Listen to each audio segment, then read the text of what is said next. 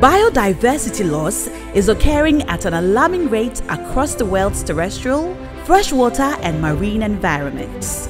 Many species and ecosystems remain at risk of being lost forever. Hence, the need to conserve specific natural places that are important for the human race, keeping in mind that the human race cannot exist outside of nature. You are watching BirdLife Africa's Side Program series.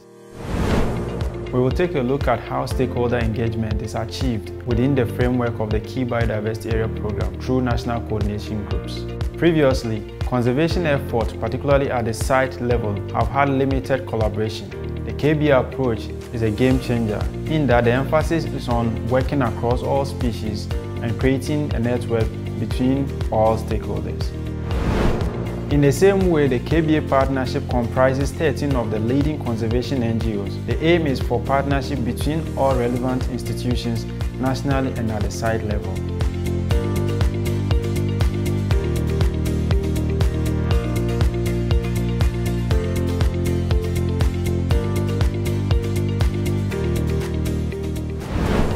One of the principles of the KBA program is the strong involvement of local experts and stakeholders in the identification and documentation of key biodiversity areas. To ensure the coordination and collaboration of national experts representing different taxonomic groups and biodiversity elements.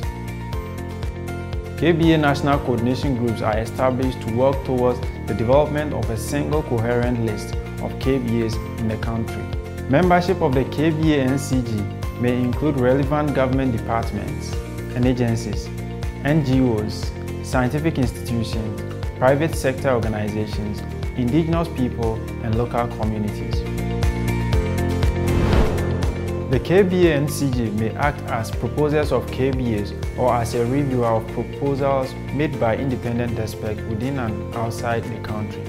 The KBA NCG can also decide to coordinate activities between different stakeholders to promote the conservation and management of KBAs at the national level.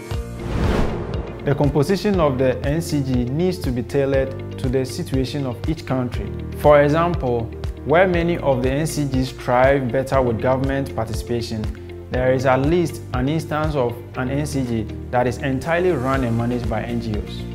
There is also an example of an NCG that has invited the participation of ministries of education, tourism, and media outlets. The roles of the NCG are diverse, but for the sake of this series, we will focus on three. The first role is to ensure that national development does not compromise conservation efforts and vice versa, which is why, in many cases, government involvement is desired.